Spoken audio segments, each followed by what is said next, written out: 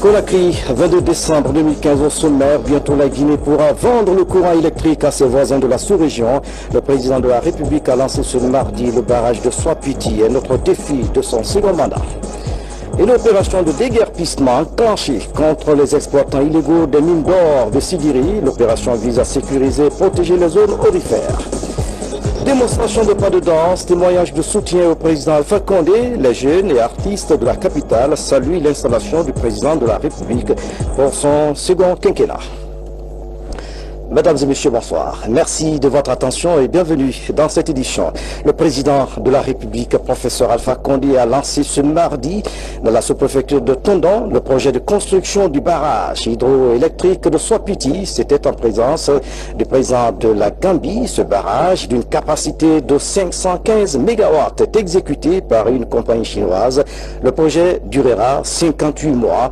Plusieurs personnalités ont pris part à cette cérémonie de pose de la première pierre. Voici le reportage signé de Sanassi Keita. 1,5 milliard de dollars. C'est le montant global dégagé par le gouvernement guinéen et ses partenaires techniques et financiers pour la réalisation du barrage hydroélectrique de Soapiti. Une infrastructure énergétique d'une capacité de 515 MW. Dans la sous-préfecture de Tondon, préfecture de Dubreka, elles sont venues nombreuses. Ces personnalités guinéennes et étrangères pour rehausser de leur présence cette cérémonie de pose de la première pierre de construction de ce deuxième barrage hydroélectrique avec la Troisième République. Le tout sous la conduite du chef de l'État en compagnie de son hôte, Dr Yaya Jammeh, président de la République de Gambie. Monsieur le Président, au lendemain de votre installation à la magistrature suprême de notre pays, sans perdre un seul jour de votre second quinquennat, vous avez décidé de procéder au lancement de ce grand et historique projet de Soapiti, dont on parle depuis les années 1947 et qui n'a jamais été réalisé à date. Aujourd'hui, vous allez procéder au lancement de ce grand projet de Soapiti, dont la capacité nominale est estimée à 515 MW, soit plus du double de Caleta. Cet acte majeur est à lui seul suffisamment éloquent pour prouver, s'il en était besoin, que l'énergie est la priorité de vos priorités. Alors, avec la résolution de la problématique de l'énergie, vous gagnerez très rapidement la bataille pour le développement économique, social et culturel de notre pays. Cet aménagement hydroélectrique de Soapiti, qui va être bientôt réalisé par le consortium chinois CWE, China Water and Electric et Trois-Gorges, est situé sur le fleuve Konkoury, à 6 km en amont du barrage de Caleta. Je voudrais remercier au nom de la société CWE, Monsieur le Président de la République et le gouvernement guinéen pour la confiance renouvelée. Je voudrais également remercier aussi le gouvernement chinois pour le soutien apporté. Nous promettons que nous allons achever le projet d'aménagement hydroélectrique de Soapiti dans le délai et aussi respecter la qualité des travaux.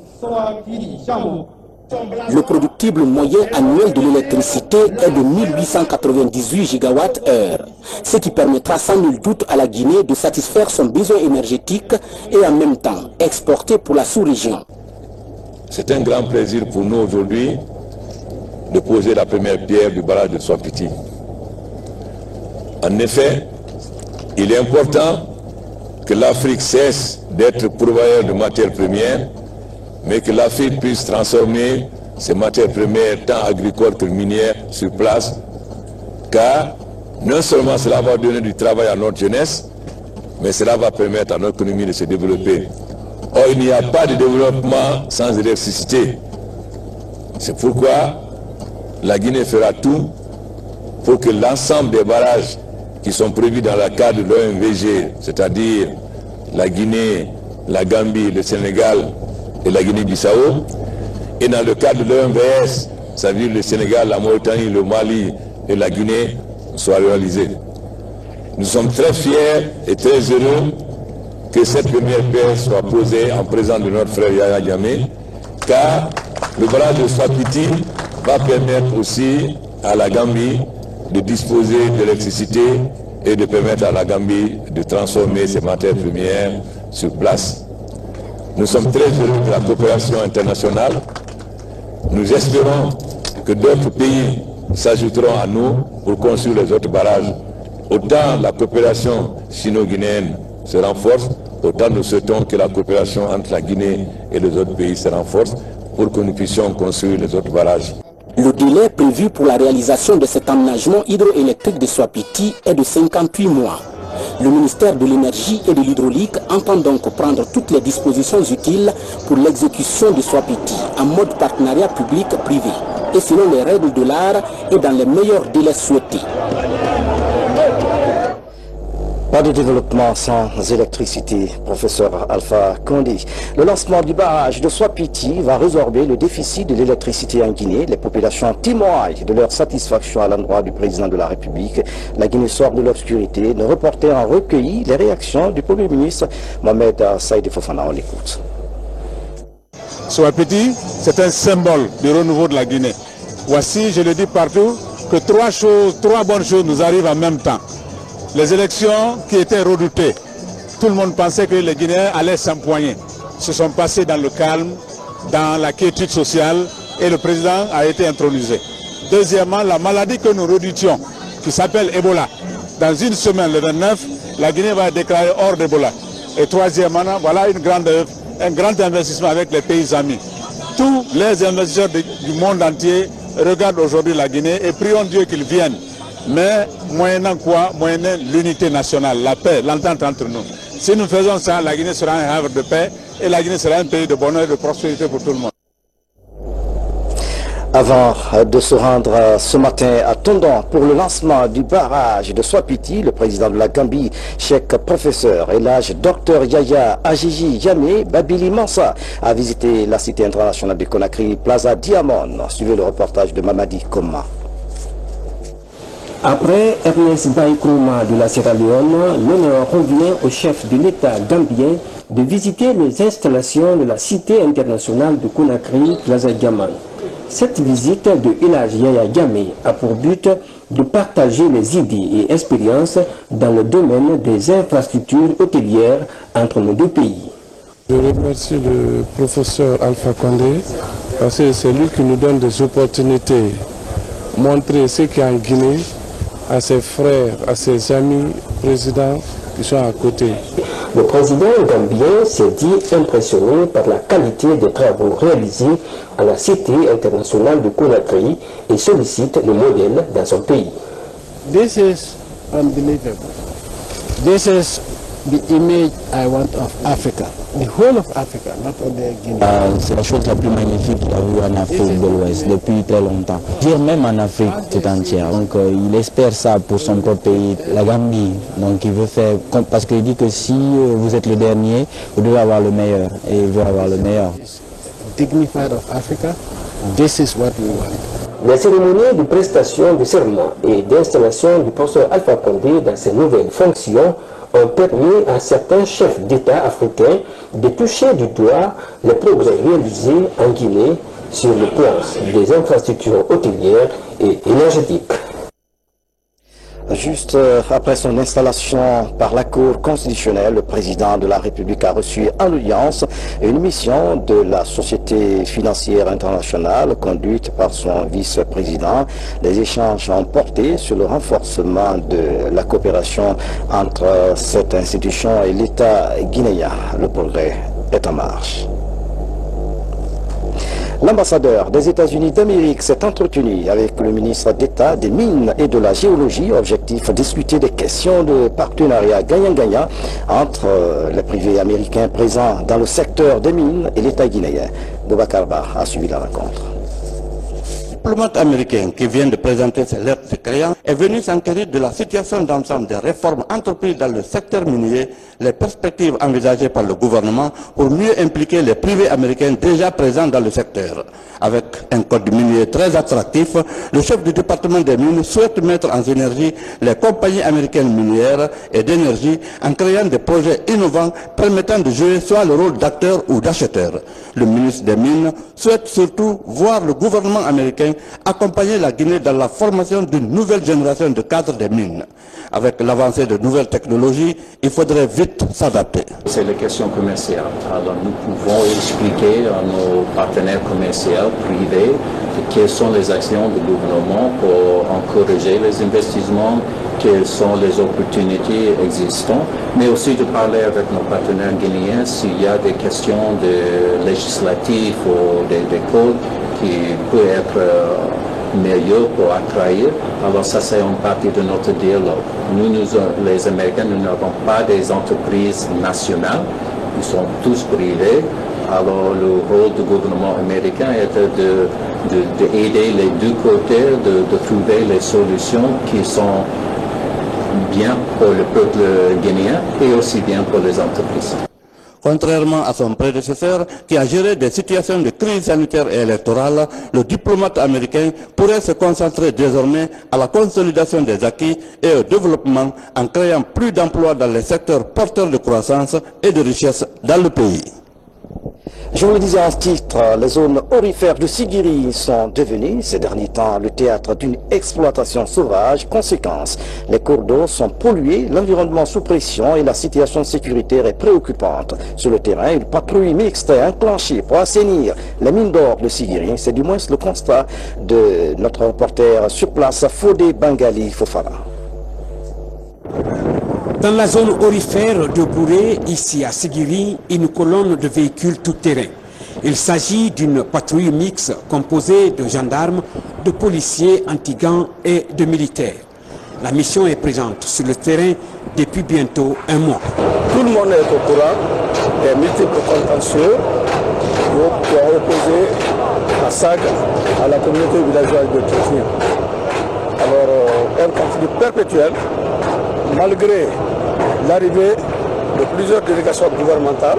Nous sommes arrivés à Sigiri il y a 25 jours de cela.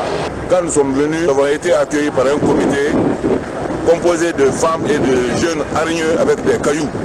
Donc on n'a rien fait de mal. Quand même, nous sommes allés nous installer à la sous-préfecture. Et de là, on s'est réorganisé. On a laissé un groupe à la sous-préfecture et l'autre groupe est allé directement pour occuper le terrain sur Areyawan, la zone qui est concernée pour le recensement. Et le recensement a commencé dans de très bonnes conditions et il y a de l'engouement. La zone aurifère de Sigiri, depuis un certain temps, est le théâtre d'une exploitation sauvage des mines d'or. Elle est envahie par des personnes exploitant venues de tous les horizons. Conséquence, des cours d'eau sont pollués ou détruits, des arbres coupés. Bref, l'environnement est sous pression. Et le plus mal dans tout ça, c'est qu'ils utilisaient encore ce qu'on appelle la cyanure et de surcaustique. C'était une sorte d'usine que les gens là avaient fabriquée ici pour travailler. Franchement, nous sommes vraiment, à la date d'aujourd'hui, nous sommes vraiment satisfaits du rôle joué par l'État en prenant ces dispositions, parce que ça nous rassure, ça rassure les bailleurs de fonds. Parce que si une convention est signée et qu'on te délègue une concession minière, donc quand même la protection de cette concession revient à l'État. Et je pense que c'est à juste titre que l'État, le gouvernement du professeur Fakonde a pris ces dispositions pour essayer vraiment de libérer ces zones occupées. Au cours de l'opération, une trentaine de camions bennes, des pelles excavateurs Poquelin sont saisis et mis sous scellé ici au camp du bataillon d'infanterie de Sigiri. Fodé Bangali Fofana, c'est un dossier à suivre. Comment faciliter les investissements en Guinée? L'agence de promotion des investissements privés APIP Guinée vient de signer une convention de partenariat avec une structure rwandaise en charge de promotion des investissements. Cette convention devrait améliorer davantage l'environnement des affaires. Le reportage de Al Gassimouba. L'agence de promotion des investissements privés a désormais un nouveau partenaire, le Rwanda Development Board. La structure rwandaise en charge de la promotion des investissements privés va accompagner l'APIP dans la réussite de sa mission. Le directeur de l'APIP était récemment à Kigali où il a procédé à la signature de la convention de partenariat. C'est une convention de partenariat qui va nous aider à des échanges de bons procédés, à la formation de certains de nos cadres et également apprendre de l'expérience réussie du Rwanda en termes de mettre en place les mécanismes pour attirer l'investissement privé. Ce nouveau partenariat avec le Rwanda permet à la Guinée d'améliorer davantage le climat des affaires. En Guinée, on crée des entreprises en 72 heures. Et au Rwanda, c'est fait en ligne et en 6 heures de temps. Donc vous voyez qu'il y a une certaine différence et qu'eux, ils ont vraiment su comment bien revoir leurs procédures pour rendre les choses plus faciles pour les investisseurs privés. L'Agence de promotion des investissements privés est au centre du dispositif d'appui au secteur privé. Elle assure les fonctions de guichet unique de l'investissement. Sa mission est de mettre en œuvre des politiques incitatives en matière de promotion des investissements privés. En plus bref, le président du tribunal militaire permanent de Conakry informe que la date de l'ouverture solennelle de l'audience prévue le 23 décembre 2015 reste maintenue. En conséquence, il convie tous les invités de marque à honorer de leur présence à la dite cérémonie le mercredi 23 décembre 2015 à 10 h précises dans la salle d'audience de la Cour d'appel de Conakry. Conakry, le 22 décembre 2015, le président Elhadji Sékou Keïta. L'amélioration des offres de services de santé de qualité est l'une des préoccupations du système de santé. C'est dans ce contexte que le projet HC3 a lancé la campagne intitulée l'Étoile d'Or. Elle vise la promotion des services de santé de qualité. Les précisions de Makale Souma. Ceci est le nouveau symbole Étoile d'Or pour la campagne de la promotion des services de santé de qualité. Il va permettre au projet HC3, financé par l'USAID, de contribuer à l'amélioration et à la promotion des services de santé maternelle, infantile et néonatale de qualité. HC3 apporte un plus dans le cadre de l'amélioration de cette qualité en prenant en compte la satisfaction des populations. Les bénéficiaires doivent se prononcer sur la qualité des soins qu'ils reçoivent dans nos établissements de soins. Ebola a exacerbé la crise de confiance entre usagers et prestataires de santé. Engagé dans la démarche qualité, Health Communication Capacity Collaborative va donner la possibilité d'un regain de confiance après Ebola à travers cette campagne de promotion Étoile d'Or. Pour la première fois en Guinée, nous avons essayé d'organiser des assises communautaires entre les prestataires de services et la communauté. Et c'était vraiment une expérience très intéressante où les prestataires de services, pour une fois, étaient en face des différentes communautés afin qu'ils justifient exactement, ou plutôt qu'ils leur disent ce qu'ils attendent des services de qualité. Pour réussir ce pari de la qualité des offres de services de santé, des partenariats ont été scellés. Notre collaboration est une collaboration de renforcement de la synergie et des interventions. Diaspiogo a la compétence dans le domaine clinique et d'amélioration des techniques de prise en charge des clients. Et HC3 a la compétence de mobilisation communautaire. La campagne de promotion Étoile d'Or vise ainsi à amener de millions de Guinéens vers les structures sanitaires. Et pour cela, HC3 compte bien user de sa force de communication pour la santé communautaire. La première édition du prix du journalisme agricole soutenu par l'ambassade des États-Unis en Guinée, cette initiative vise à attirer l'attention des professionnels des médias sur les potentialités agro-pastorales de notre pays, mais aussi les actes posés par le gouvernement et les défis à relever. Fodé Kamara, Aboul Karim Kamara. Fin du suspense. Les lauréats de la première édition du prix du journalisme agricole et rural sont enfin connus. Cette distinction récompense les meilleures émissions et reportages des radios et télévisions, mais aussi les meilleurs articles de la presse publique et privée. des articles développant des sujets liés à l'agriculture, l'agro-industrie et l'environnement. Une trentaine de journalistes a participé à ce concours managé par l'ONG Amédar, Association Médias et Agriculture pour le développement rural. Le concours prix du journalisme agricole et rural a également permis aux hommes de médias de s'intéresser pendant plus d'1 mois de Conakry jusqu'à Kankan en passant par Kindia à des questions sur l'agriculture et la ruralité. Une manière de promouvoir ce secteur qui est l'objectif principal de l'ONG Amédar. Ici, à l'ambassade des États-Unis, la remise des prix a été précédée d'une formation de 2 jours sur le b.a.-ba du journalisme et la maîtrise du vocabulaire de la ruralité. Ici en Guinée, même avec toutes les difficultés de l'année dernière, avec la crise d'Ebola, dans le secteur agricole, il y avait une croissance de plus ou moins 4% en termes d'activité économique du secteur agricole. Sans l'impact agricole, le Guinée sera en récession cette année.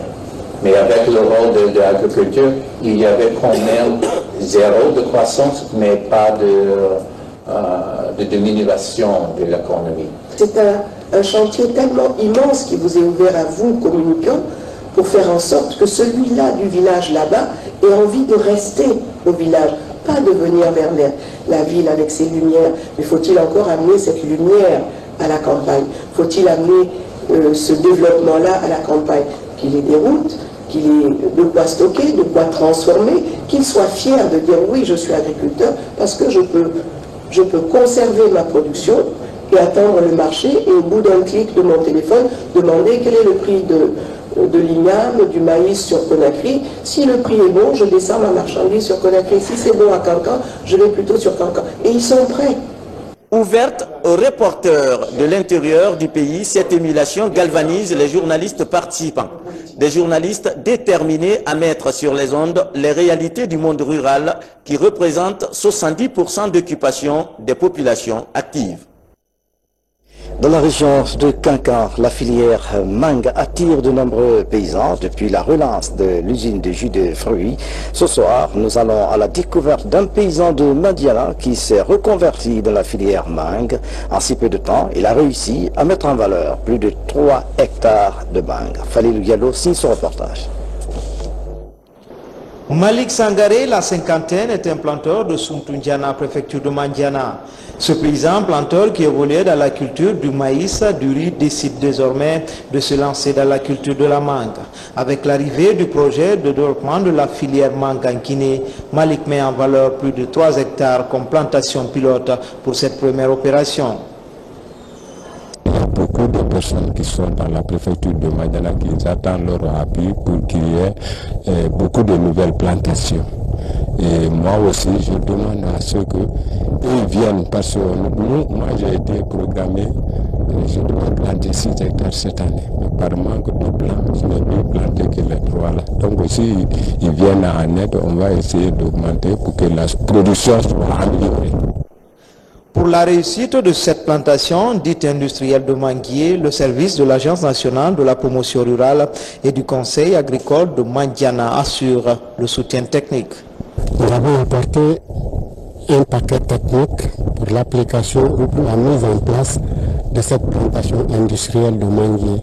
Après le greffage par le service spécialisé, c'est-à-dire le centre de recherche agronomique de Bordeaux, CRAB, qui doit venir faire le greffage, nous serons là pour le suivi de la plantation, l'application de l'engrais, l'application des produits phyto pour le traitement des agents de plantes. À l'image de Malik, les paysans leaders de la région de Kankan pourraient voir leur production passer de 3 à 4 tonnes à l'hectare, contrairement aux anciennes plantations qui stagnaient à 1 tonne à l'hectare. Dans l'actualité encore, les cadres de l'administration et des ONG étaient ce matin en discussion autour d'un plan d'action national pour la gestion des personnes sans nationalité qui vivent sur le sol guinéen. Il s'agit de rédiger un document de politique de gestion des apatrides. La rencontre est organisée par le HCR. Francis Coulier, reportage. La question d'appartenance à un État se pose au regard du nombre de réfugiés qui augmente à travers le monde.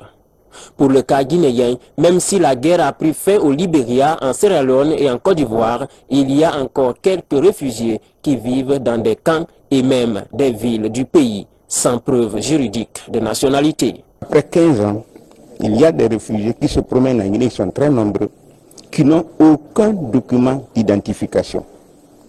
Les documents qui ont été délivrés par la CENI et l'OHCR sont des documents expirés il y a plus de 10 ans. Le gouvernement n'aura pas délivré des cartes d'identité nationales parce qu'ils ne sont pas des Guinéens. Ils n'ont pas de documents de leur pays d'origine. Donc, à force de vivre dans cette situation, d'avoir des enfants qui ne sont pas recensés, qui ne sont pas enregistrés à la naissance, il y a les risques qu'ils soient des apatrides s'ils ne le sont pas déjà. Pour étudier la situation de ces personnes qui n'ont pas de lien avec leur pays d'origine ni avec le pays d'accueil, le HCR a regroupé autour d'une même table des cadres de l'administration publique et des représentants d'ONG. Ils travaillent à la rédaction d'un plan national de gestion des personnes considérées apatrides. L'objectif que vise le HCR et toutes les organisations qui appuient la situation et qui financent la situation de réfugiés dans le monde, c'est d'arriver à une solution durable. Et les solutions durables, on en a 3.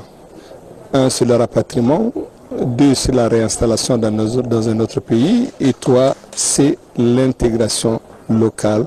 C'est une action première que nous encourageons. Il faut des ateliers, il faut des débats, il faut que l'opinion soit informée et les législateurs qui sont impliqués dans cette affaire. Parce que c'est une question juridique, mais il faut des lois. Parce que c'est une question de nationalité. Quel est le statut de cette personne qui vit chez nous? Il faut bien régler cette question juridique-là. Donc c'est ce débat qui va nous permettre de régler cette question humaine. Cette rencontre permettra à l'État guinéen et à son partenaire le HCR d'avoir une politique commune de gestion des personnes qui ne disposent pas de nationalité.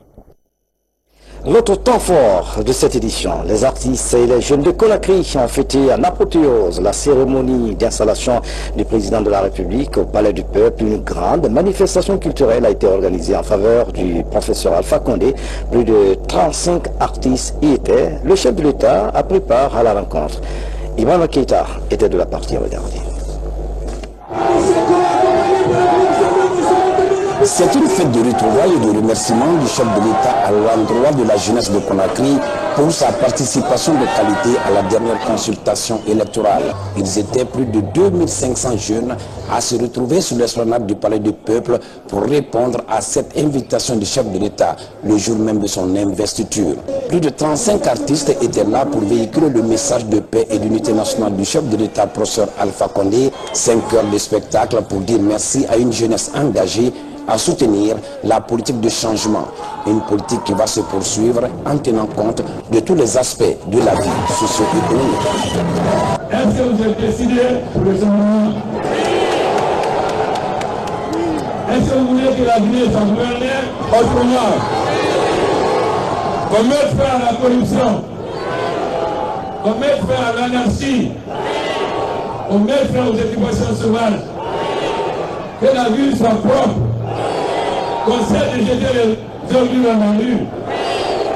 Alors, la nouvelle Guinée sera belle pour la belle jeunesse guinéenne.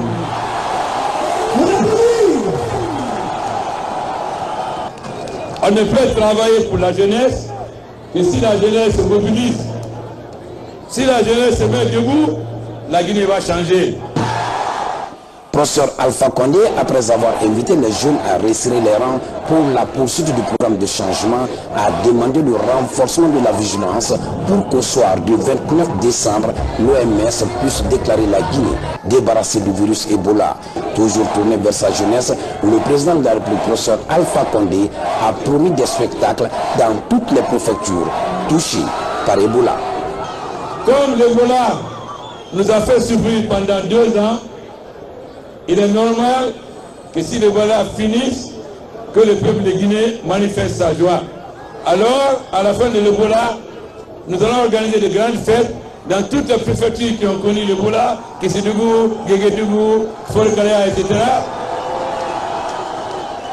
Et de nouveau, une manifestation plus grande que celle-là pour Conakry, s'il prête à Dieu. Est-ce que vous êtes prêts à organiser pour 100 000 personnes? Un autre moment fort de cette fête de retrouvailles des jeunes de Conakry à l'occasion de l'investiture du président de la République, professeur Alpha Condé, ce 21 décembre, a été incontestablement la remise au chef de l'État de ce bateau de l'unité nationale confectionné par les artisans de Boulbini. Une visite guidée de ce bateau a permis au président de la République, professeur Alpha Condé, d'apprécier le travail abattu par les artisans de Boulbini. Véritable chef-d'œuvre pour encourager le président de la République, professeur Alpha Condé, à continuer son combat pour la Guinée. Nous y reviendrons. Et puis, ce communiqué du ministère de la fonction publique, conformément aux dispositions du décret du 1er août 1995, instituant les fêtes légales en République de Guinée, les ministres en charge de la fonction publique et du travail portent à la connaissance des travailleuses, travailleurs et agents des secteurs publics, mixtes et privés que la journée du mercredi 23 décembre 2015, le lendemain du Maouloud, fête anniversaire de la naissance du prophète Mohammed, paix et salut sur lui, est déclaré férié, chômé et payé sur toute l'étendue du territoire national. Le ministre en charge de la fonction publique et du travail profite de cette heureuse occasion pour souhaiter bonne fête à tous les fidèles musulmans de Guinée. Il est signé de Modi Ouri Bari, secrétaire général du département. La sortie de la première promotion de l'institut privé Bambo Kaba Fadiga, les étudiants ont reçu leur diplôme de fin d'études. Ils sont désormais sur le marché d'emploi. Moussa Komara. Accompli pour ces étudiants de la première promotion de l'institut privé Bambo Keba Fadiga de Kindia. Après 3 années d'études, ils reçoivent ici leur diplôme de fin de cycle. Bambo a été pour nous l'école de la seconde chance. Notre soif de connaissances est réalisée ici. Nous serons des travailleurs qualifiés et intègres. Dès aujourd'hui, nous nous mettons au service de la République. Nos bénédictions vous accompagnent. Soyez dignes représentants de Bambo Keba Fadiga partout et en tout temps. Vous êtes désormais dans une nouvelle école, celle de la vie. Ces étudiants sont formés dans plusieurs filières. Informatique, infirmier d'état de type B, comptabilité, sage-femme et topographie. Cette année, le premier de la République en topographie est venu de l'école. Il s'agit de ce jeune qui obtient ici une enveloppe et une voiture. Par ces gestes, le fondateur de l'Institut tient sa promesse à ses étudiants. Ces 28 diplômés de l'Institut Bambo Keba Fadiga affrontent désormais le marché de l'emploi. Quand il s'agit du premier emploi, il est très difficile. Mais ils ont ma bénédiction. Je suis sûr et certain qu'ils n'auront pas tort de porter le nom de la promotion à mon modeste nom. Et je reste entièrement à votre disposition pour vous aider à trouver de l'emploi. Ce temple du savoir est créé en 2012 dans l'enceinte de l'Institut et l'université. L'ambition de son fondateur est de donner un coup de pouce au système éducatif guinéen. Mesdames et messieurs, c'est la fin de cette édition. À tous, merci de nous avoir suivis. Excellente soirée. Où que vous soyez dans le monde. À demain.